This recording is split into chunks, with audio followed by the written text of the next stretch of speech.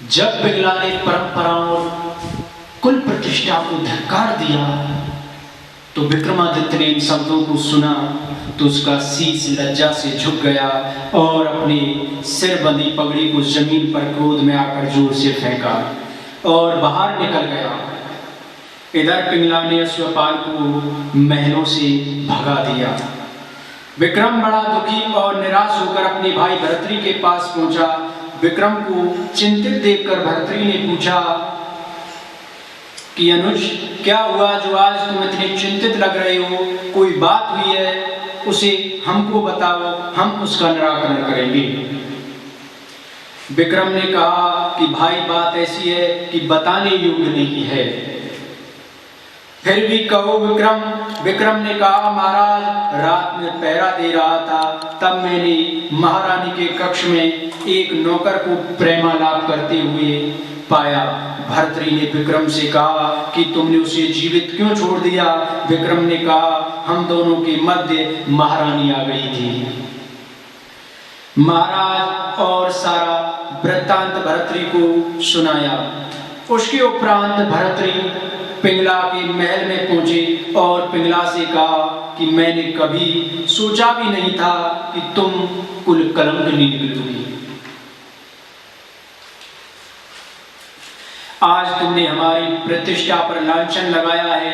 इधर पिंगला का कक्ष सारा बिखरा पड़ा हुआ था। पिंगला के वस्त्र फटे हुए थे। पिंगला ने भर्तृ से कहा महाराज, आपको अपने भाई पर बड़ा भरोसा है। आपके भाई ने आपको सिखा पढ़ाकर यहाँ भेज दिया है, आप हमारा क्यों विश्वास करेंगे? आप जो मेरी दशा देख रहे हो, ये सारा कुकृत्य विक्रम ने किया है। भर्तृ ने कहा कि यदि मैं हर बात स्वीकार कर सकता हूँ, परंतु यह बात मेरे हृदय में नहीं उतरती कि मेरा भाई विक्रम ऐसा कर सकता है। मुझे इस बात पर तर्क भी विश्वास नहीं होता। रानी ने कहा कि आप मुझ पर भरोसा क्यों करेंगे? आप तो अपने भाई पर ही भरोसा करेंगे।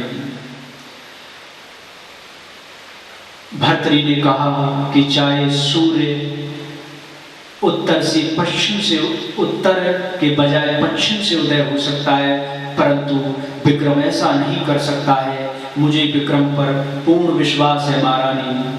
पिंगला ने कहा महाराज, मैं जानती हूँ कि आप मुझ पर विश्वास क्यों करोगे। आपको तो विक्रम प्रिय है। प्रिय किसी के साथ अनिष्ट कर दे तो भी व्यक्ति उसी के पक्ष में खड़ा होता है, चाहे वह अन्यायी पापी अपराधी हो। भर्तृ ने कहा रानी, तुम हमारे न्याय पर प्रश्न नहीं उठा सकती हो। भर्तृ नीतिज्ञ और धर्मज्ञ भी है। वह उसी के अनुसार व्यक्ति को दंडित व पुरस्कृत करता है। अपने प्राणों से प्यारे भाई को दंडित विक्रम को रनिवास में बुलाया जाता है और भर्तृ उससे कहता, रे पापी, तुझे तनिक भी लज्जा नहीं आई?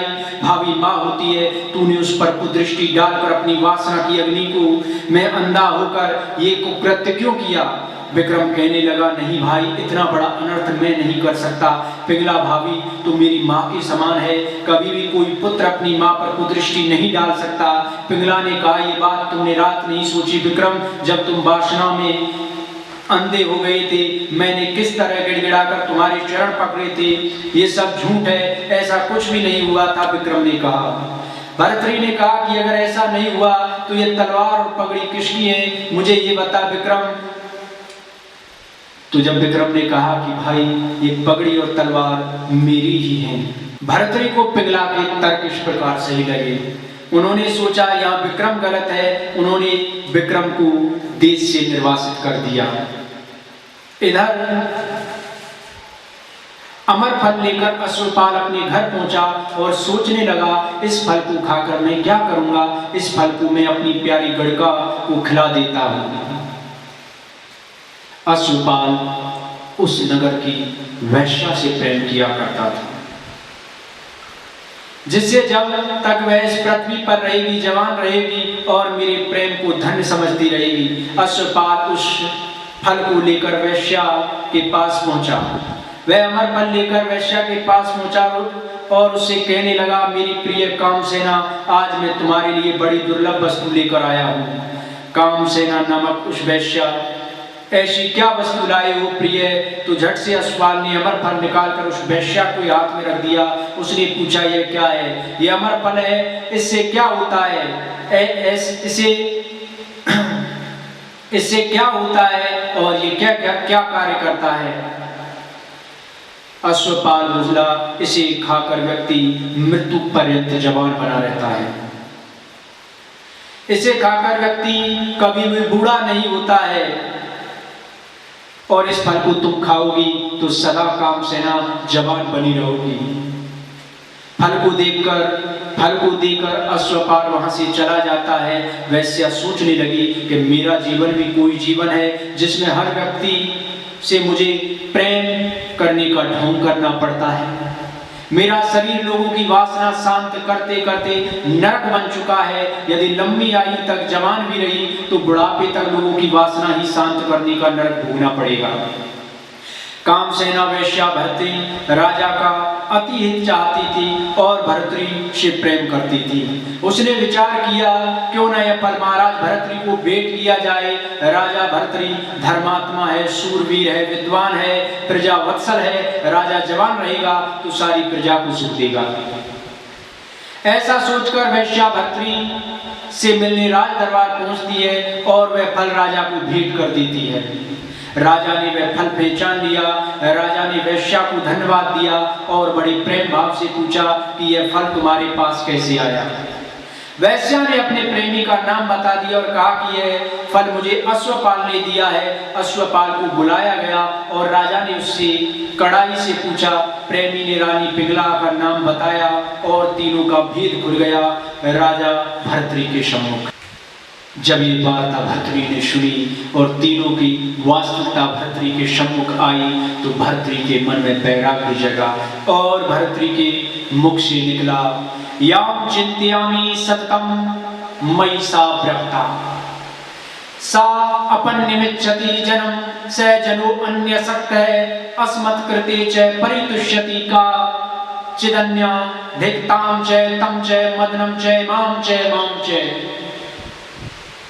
अर्थात याम चिंत्यामि सततम मयि, जिसके बारे में मैं सदा चिंतन करता रहता हूँ, जिसके बारे में मैं सदा सोचता रहता हूँ। मयि सा व्रता, वह रानी मुझसे प्यार नहीं करती है, वह किसी अन्य से प्रेम करती है, वो किसी अन्य पुरुष को चाहती है। सान्यम इच्छति जन, और वो अन्य पुरुष भी किसी अन्य को चाहता है। सहजनो अन्य सकता है, और वो अन्य भी किसी अन्य को चाहता है।